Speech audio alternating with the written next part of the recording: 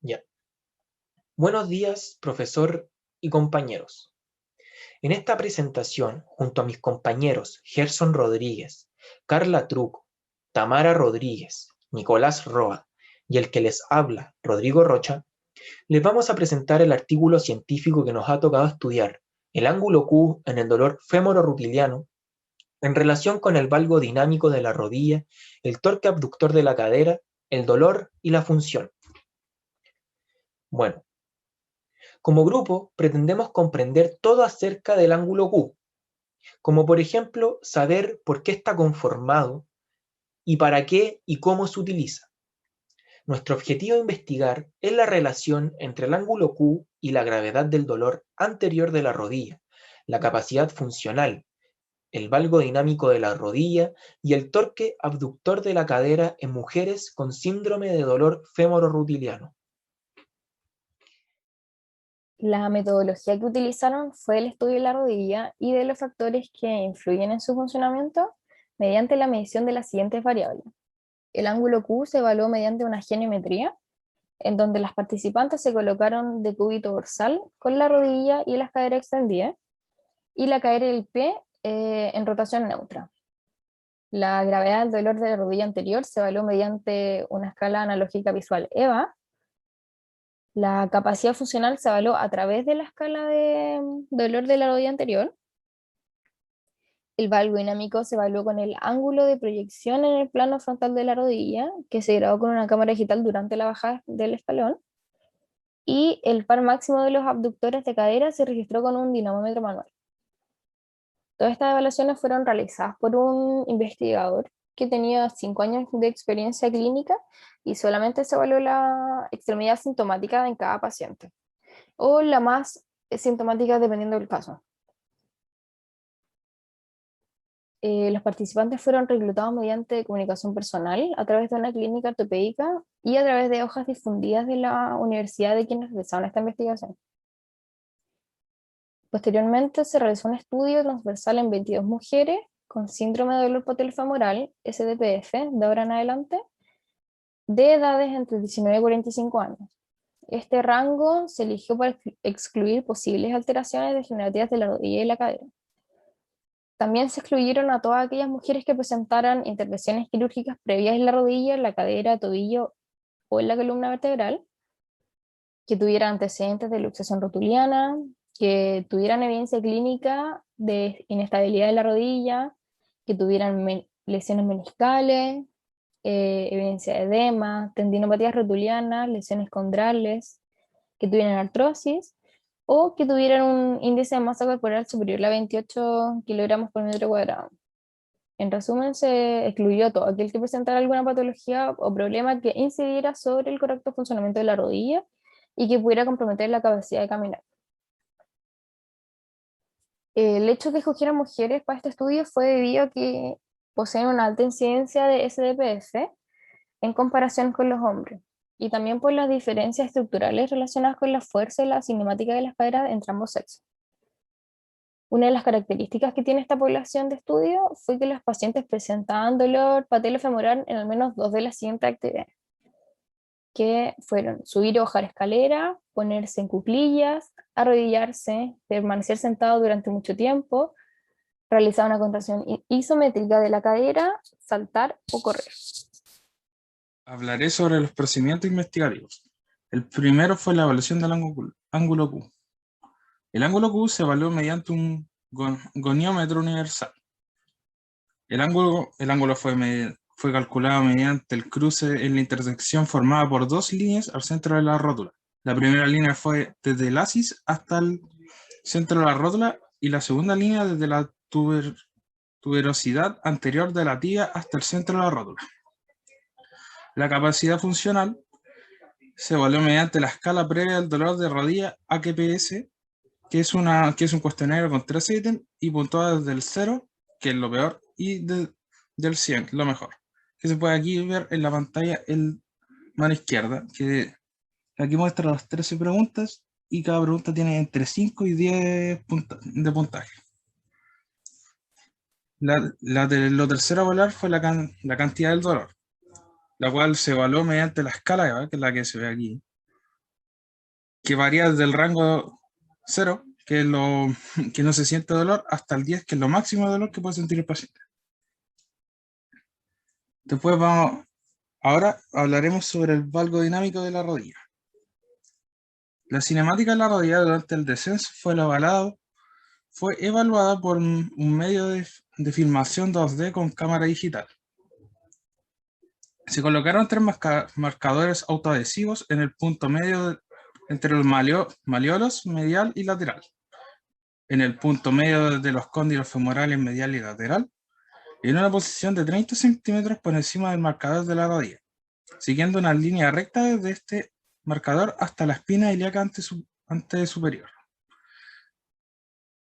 La altura del escalón se estandarizó teniendo en cuenta un 10% de la altura en cada individuo. El pie de cada participante se colocó en una línea estándar y el punto en el que el talón tocaba el suelo se estandarizó a una distancia de 5 centímetros del escalón. Todos los participantes realizaron 3 pruebas de 60 segundos de descanso entre ellos. Como inicio efectivo de la prueba, cada reducción se realizó durante 5 segundos, haciendo referencia a las fases excéntrica y concéntrica. Se marcó mediante un cronómetro.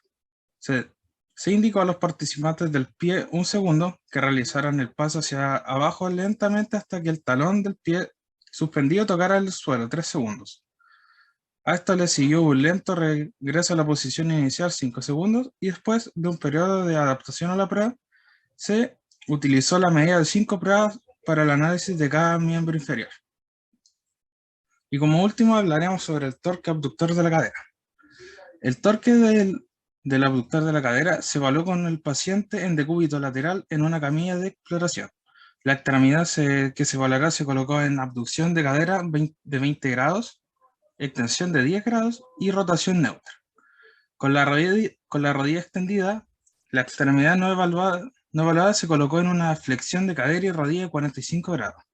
El centro del dianómetro se colocó a 5 centímetros proximalmente del centro del malleolo lateral y el brazo de la palanca se midió con la distancia desde el centro del trocánter mayor hasta el centro de la aplicación del dinamómetro en la extremidad inferior. Metodología de análisis. Como anteriormente se mencionaron los distintos métodos utilizados para cada factor, se puede decir que el análisis fue el siguiente. El ángulo Q se calculó mediante el cruce de la intersección que está formada por 2 líneas que se juntan en el centro de la rótula. La capacidad funcional y el dolor fueron evaluados por separados, donde el dolor fue mediante un EVA y la capacidad funcional por la escala previa de dolor de rodilla. En el valgo de rodilla dinámico, todos los participantes hicieron 3 pruebas con 60 segundos de reposo, entre ellos, donde se utilizó una media de 5 pruebas para el análisis de cada miembro inferior. Y también el ángulo de proyección del plano frontal se calculó a través del software de evaluación postural. Finalmente, el torque abductor de la cadera, donde para analizar los datos la fuerza se convirtió en torque y se normalizó con el peso corporal. Con la fórmula que se puede ver en la presentación, se realizó este cálculo. Para el análisis estadístico, se utilizó la prueba de Shapiro-Wilk para saber si los datos tenían una distribución normal. También se realizaron análisis descriptivos que se refiere a la media y la desviación estándar de todas las variables. Y por último, el uso del coeficiente de correlación de Pearson para analizar las asociaciones entre el ángulo Q y la intensidad de dolor. La capacidad funcional, el valgo dinámico de rodilla y el torque abductor de cadera. Los valores se interpretaron de la siguiente forma, donde varían sus rangos y se pueden ver en la presentación también, quedando como ninguno, bajo, moderado, alto y muy alto.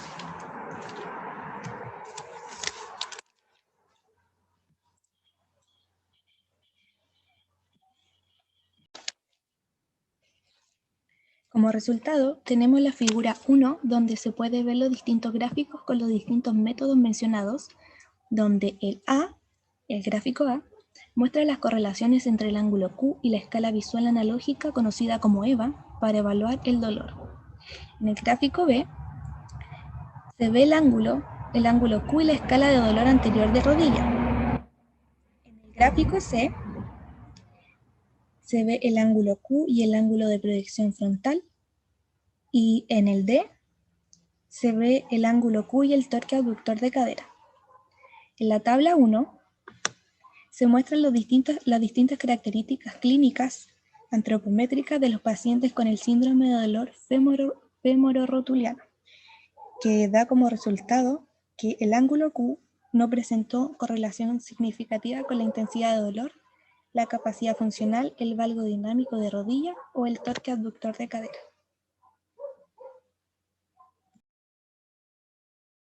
Bueno, el objetivo de este estudio fue conocer la relación entre el ángulo Q y las variables de intensidad del dolor, capacidad funcional, ángulo de proyección en el plano frontal de la rodilla y torque isométrico máximo de los músculos abductores de la cadera. Sin embargo, el presente estudio no encontró ninguna relación entre el ángulo Q y las variables dependientes analizadas. Se ha teorizado que un ángulo Q excesivo está relacionado con el síndrome de dolor femororotuliano, ya que a través de un ángulo Q excesivo aumentan las fuerzas de compresión entre la faceta lateral de la rótula y el cóndilo femoral lateral. Sin embargo, esta hipótesis no ha sido comprobada mediante estudios prospectivos. Algunos de los estudios que fueron revisados para investigar sobre la relación del ángulo Q y factores de dolor se comentan a continuación. Los siguientes dos estudios los analizaremos en conjunto. ¿Es la debilidad de los músculos de la cadera un factor predisponente para el dolor femorrotuliano en corredores principiantes? El siguiente estudio afirma que no hay asociación entre el ángulo Q y la postura del pie con lesiones relacionadas con la carrera. Ambos estudios de carácter prospectivo. Se monitorea prospectivamente a los corredores callejeros novatos y se descubre que el ángulo Q no difiere entre los atletas que desarrollan síndrome de dolor femorrotuliano y los que no. Por tanto, no lo consideran un factor de riesgo.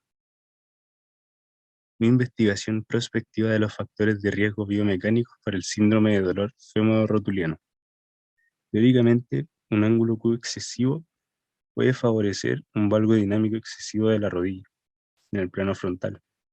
Sin embargo, resultados de este estudio muestran que los pacientes con un ángulo Q excesivo no tienen mayor valgo dinámico de rodilla. Un estudio informó que los individuos clasificados por tener un ángulo Q mayor a 17 grados no presentan un mayor ángulo en valgo de la rodilla en comparación con aquellos con ángulos Q más pequeños a 8 grados.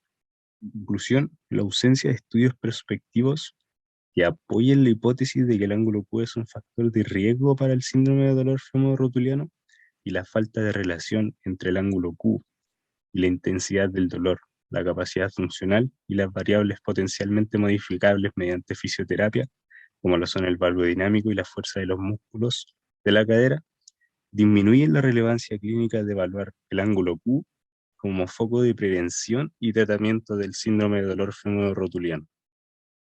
Debilidades y fortalezas del estudio.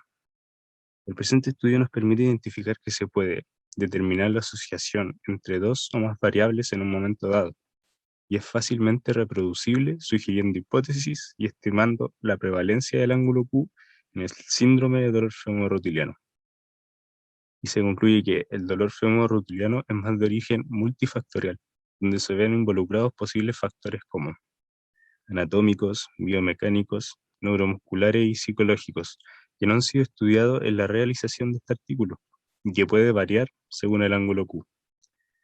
Algo importante que cabe destacar es que este estudio tiene algunas limitaciones debido al carácter transversal que posee, ya que no permite establecer relaciones de causa y efecto entre las variables analizadas y el síndrome de dolor femorrotuliano, ya que no hay una direccionalidad, debido a que la exposición y el evento se miden al mismo tiempo, por lo que carece de temporalidad, por lo que no se puede generar un mayor análisis.